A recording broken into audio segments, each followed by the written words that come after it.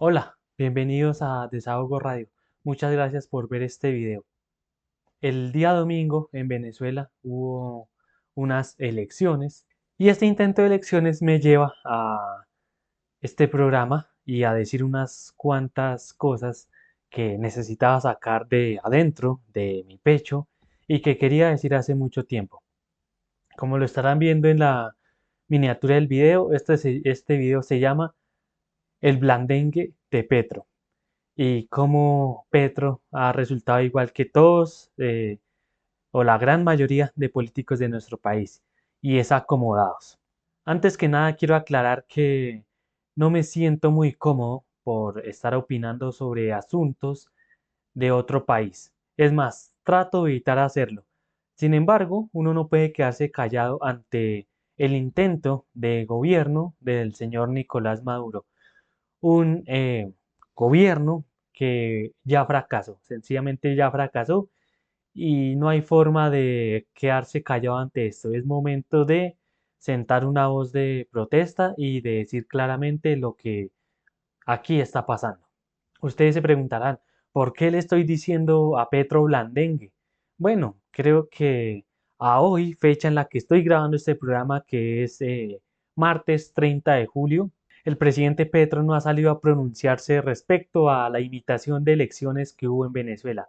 En lugar a eso, o en lugar de eso, el domingo en la mañana, si mal no estoy, ponía un tuit tan tibio como Sergio Fajardo. Y es este tuit.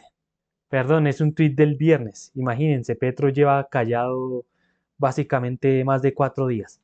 El tuit dice, Venezuela toma decisiones democráticas. Cualquiera que sea su voluntad será respetada por mi gobierno. Bueno, señor Petro, déjeme decirle que lo que están pasando en Venezuela por hacer todo menos democrático.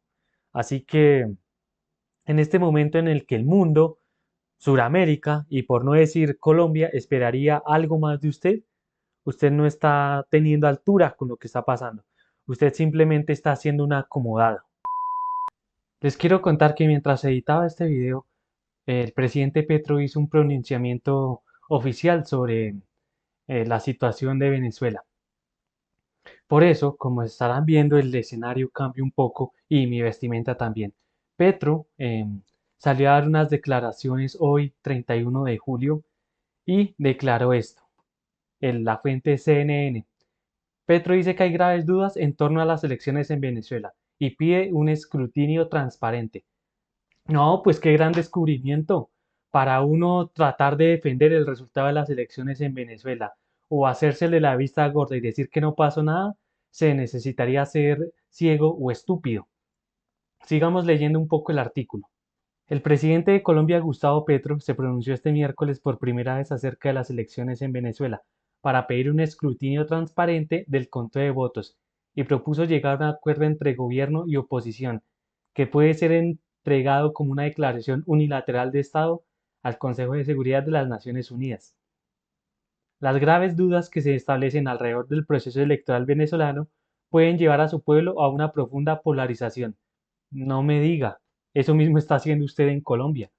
A una profunda polarización violenta, con graves consecuencias de división permanente en una nación que ha sabido unirse muchas veces en su historia, escribió en mandatario en X. E invita a todo, a lo mismo que han invitado los demás gobiernos, o muchos. Invito al gobierno venezolano a permitir que las elecciones terminen en paz, permitiendo un escrutinio transparente con conteo de votos, actas y con veeduría de todas las fuerzas políticas de su país y veeduría internacional, agregó el presidente Petro. También sobre la declaración del presidente Petro contra Maduro, no me atrevería a decir que son los mejores amigos, pero es muy claro que algún tipo de relación cercana deben tener. De hecho, no se necesita ser un genio para saber esto. Por eso, este pobre comunicado que ha publicado el señor presidente. Perfecto para el título que hemos decidido darle a este video. Petro Blandengue. Pero Petro, lamentablemente, es un acomodado solamente cuando le conviene, porque, por ejemplo, él tuvo la oportunidad también de sentar una especie de voz de protesta cuando Vladimir Putin y el régimen ruso invadieron Ucrania Y en ese momento, Petro, en lugar de, aunque sea salir a decir apoyo al pueblo ucraniano o algo así, en lugar de eso, salió con esta noticia que les voy a mostrar a continuación. Noticia que data del 25 de febrero de 2022. ¿Qué Ucrania ni qué 8 cuartos? Petro insta a preocuparse por líos internos. En ese entonces, el precandidato presidencial señaló que Colombia vive su propia guerra y que aquí hay un problema de hambre, como para ir ahora a matar jóvenes colombianos en los campos de Ucrania. Esto más o menos hacía referencia a los mercenarios colombianos que van a pelear a Ucrania. Pero noten cuán interesante es. Cuando todo el mundo condenaba las acciones de Putin en Ucrania, Petro salió a salir por la tangente y a hacerse el no heterosexual. Nótese, colombianos, cómo parece que le dio sencillamente miedo sentar una voz de protesta frente a algo que tampoco tiene ningún tipo de justificación, como es el conflicto en Ucrania. Yo me pregunto, y yo me trato de meter en la mente de Petro, que como él ya se sentía presidente en ese momento, pues estaría diciendo, no, seguramente yo no me quiero meter en problemas porque podría verse afectado eh, los tratados que tenemos con Rusia en cuanto al armamento o el equipo o el material de guerra que Colombia tiene en su ejército, en su fuerza aérea y que proviene de Rusia. Sin embargo, esto parece que no fue así porque en estos días tuvimos esta noticia que nos deja ver un poco más de la ineptitud de Petro. Alarma por helicópteros Mi-17 del ejército que están en tierra por falta de mantenimiento profundo. El mantenimiento profundo de estos helicópteros se debe llevar a cabo en Rusia. Expertos exponen la importancia de estas aeronaves para el ejército colombiano. El artículo añade, es un artículo de marzo del presente año, que dice que 11 de los 20 helicópteros rusos Mi-17 están en tierra por falta de mantenimiento profundo. Y este otro artículo dice, la postura rusa y las verdaderas razones de los problemas de mantenimiento de los helicópteros Mi-17 del Ejército de Colombia. El artículo dice, el Ejército Nacional de Colombia cuenta con al menos 10 helicópteros rusos Mi-17 estacionados en la base militar de Tolemaida debido a problemas de mantenimiento y escasez de repuestos. No lo dice el gobierno nacional, lo dice la embajada rusa en Colombia. Además, el comunicado de la embajada añade, que esto está totalmente desvinculado de las crisis de los conflictos geopolíticos e internacionales, especialmente del enfrentamiento entre Rusia y Ucrania, apuntando de manera directa a un problema contractual entre el gobierno colombiano y la compañía encargada del mantenimiento de los helicópteros, una compañía cuyo nombre es NAX SA. Esto lo que nos quiere decir es que básicamente el gobierno ruso le está diciendo al gobierno Petro que no están haciendo nada respecto al mantenimiento de estas aeronaves. En este momento es lo que yo me pregunto, ¿de qué le da miedo, señor presidente Petro? ¿De hablar un poquito duro contra Putin? ¿Le da miedo que de pronto Putin vaya a enviar su flota de barcos a Colombia o que vaya a iniciar un ataque contra Colombia? Señor Petro, por favor, si es por eso, déjeme decirle que está haciendo muy ridículo. Y si es por lo de los helicópteros Mi-17, déjeme decirle que está haciendo el doble de ridículo, porque aquí lo que nos aclara este artículo es que la falta de mantenimiento de estas aeronaves es responsabilidad suya. Así que ya es momento de que le baje 5 puntos al X y se dedique más bien a gobernar, que en eso está dejando a Colombia muy desprotegida en muchos aspectos, no solamente en el militar. No es solo que a Petro sencillamente no quiera pronunciarse fuerte contra Putin, sino que además cuando tiene la oportunidad de pronto de darle un gesto de buena voluntad al presidente ucraniano Zelensky, lo deja plantado. ¿No me creen? Vamos a ver el siguiente artículo. El artículo data del 15 de junio del presente año y dice, Petro cancela su viaje a la conferencia sobre Ucrania. El presidente colombiano, en visita oficial a Suecia, criticó la Cumbre para la Paz como un intento para construir bloques de guerra. Esto sencillamente, esta declaración no la entiendo. Como su nombre lo indica, es una cumbre de paz. Petro dijo, comillas, el escenario del foro en Suiza no es un foro para discutir los caminos de la paz entre Rusia y Ucrania. Sus conclusiones ya están predeterminadas. La mayor parte de América Latina y el gobierno de Colombia no estamos de acuerdo con extender la guerra. manifestó el mandatario en su cuenta de X desde Suecia, donde se encuentra de visita oficial. El mandatario después hizo también referencia a la guerra en Gaza. En esta sí estoy con usted, señor presidente, es cierto, nadie está de acuerdo con la guerra entre Rusia y Ucrania. ¿Qué persona con dos dedos de frente va a estar de acuerdo en eso? Pero aquí es donde le pedimos que sea un poco más riguroso y un poco más rígido con los regímenes totalitarios en el mundo. Pero sencillamente usted en ese tipo de escenarios, cuando uno espera algo más de usted, brilla por su ausencia. También vemos cómo Petro es un acomodado cuando rapidito, ahí sí fue a meter sus narizotas en el conflicto entre Israel y Palestina. En este caso, apoyando al bando palestino que, aclaro, y hay que decirlo, los que iniciaron todo esto. Sí, es cierto, la actual guerra entre Israel y Gaza se desencadenó por un ataque de Hamas en territorio israelí, ataque que por supuesto pues condeno.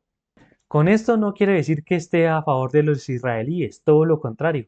Me parece que la respuesta del gobierno israelí ha sido sumamente desproporcionada frente, o en este caso, afectando a la población de Gaza. E incluso hemos visto al gobierno israelí cometiendo crímenes de guerra, como lo veremos en el siguiente artículo. El ejército israelí asalta y toma el control de Al-Shifa, el hospital más grande de Gaza. Hay que decirle a las personas que de pronto romantizan mucho a los israelíes que atacar un hospital, independientemente de que esté en zona de guerra o no, valga la redundancia, es un crimen de guerra. Sí, los crímenes de guerra los comete Israel o los cometa Hamas, no dejan de ser crímenes de guerra y ya está. Pero vamos a ver lo que nos dice un poco más el artículo, que data, por cierto, del 18 de marzo del 2024. El ejército israelí tomó este lunes el control del hospital Al-Shifa o Al-Shaifa, no sé muy bien exactamente la pronunciación, en la ciudad de Gaza, en lo que describió como una operación antiterrorista. No, sí, me imagino. En el asalto al hospital, las tropas arrestaron a 80 personas y se produjeron varias muertes, entre ellas la de un alto comandante del Servicio de Seguridad Interna de Hamas. Testigos describieron intensos intercambios de disparos en los alrededores del complejo hospitalario. Vamos a ver otro artículo, por ejemplo. Este es del hospital de Nasser y dice, la catastrófica situación en el hospital de Nasser y sus alrededores después del asalto del ejército israelí. Artículo que data del 15 de febrero del 2024. El ejército de Israel informó que sus fuerzas especiales entraron en el asediado hospital Nasser en la ciudad de Yan Yunis, en Gaza. Las autoridades israelíes explicaron que están llevando a cabo una operación precisa y limitada en el hospital, donde creen que se esconden los combatientes de Hamas y ya han detenido a decenas de sospechosos.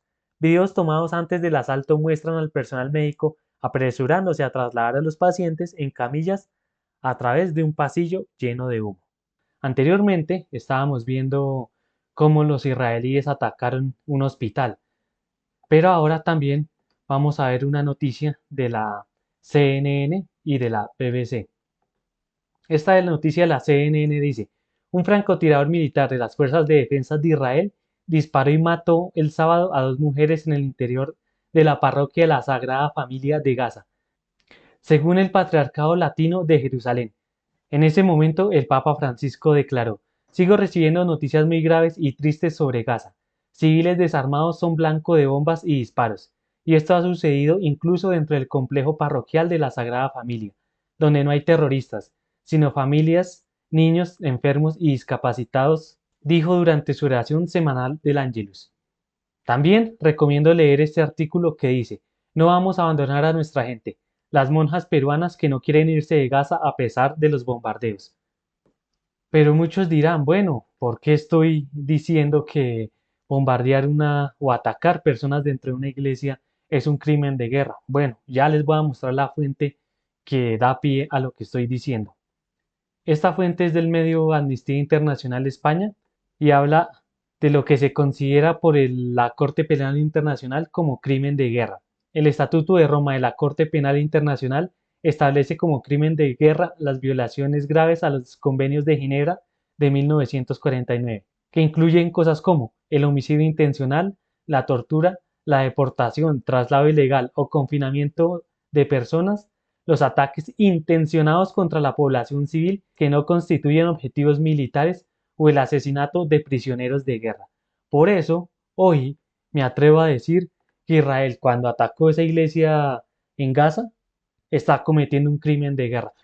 Frente a esto que acabamos de ver, de los israelíes atacando hospitales en Gaza, lo cual, como ya dijimos anteriormente, constituye un crimen de guerra, pues solo puedo decir que no me sorprende, que lamentablemente los judíos están acostumbrados a hacer lo que se les da la gana y que nadie les diga nada. Es más, hay mucha gente que los romantiza.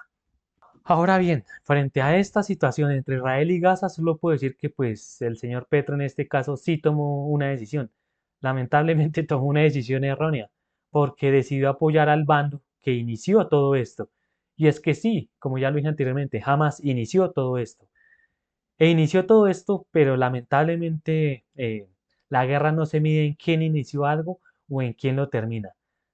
Lo que hay en medio de todo eso son los civiles, los cuales ven destruidas sus casas, los cuales se ven afectados en el cruce de disparos o los cuales pierden familiares, por ejemplo, en los intensos bombardeos que hace una fuerza u otra, o en los ataques que hace una fuerza u otra. Como dice Jorge Rojas, del canal Armapedia, al cual sigo mucho, en la guerra no hay ganadores ni perdedores, únicamente es el bando civil el que sufre. El dilema de que Petro apoya a los palestinos es que nuestras relaciones con Israel se pueden ver debilitadas. No hablemos de los aviones Kafir, de lo que está pasando y de lo cual hablaré en otro video. Hablaremos, por ejemplo, que aquí se pueden ver afectadas las patentes de los fusiles Galil que actualmente produce Colombia, de la versión más moderna, para ser exactos, del fusil Galil. Dicho todo esto, uno lo que esperaría es que un mandatario sea coherente con lo que piensa, o por lo menos sea coherente con lo que eh, el sentido común nos dicta que es coherente y que no sea una veleta la cual gira para donde vaya, conforme vaya la dirección del viento. Será mucho pedir en nuestro país y en todos los gobernantes del mundo una actitud coherente.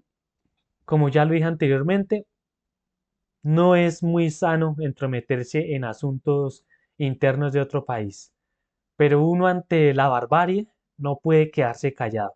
Y esto es lo que hoy le estoy criticando al presidente Petro. Colombianos, esto fue Desahogo Radio. Muchas gracias por ver este video. Los invito a comentar, darle like y compartir. Les deseo un feliz día y un feliz resto de semana.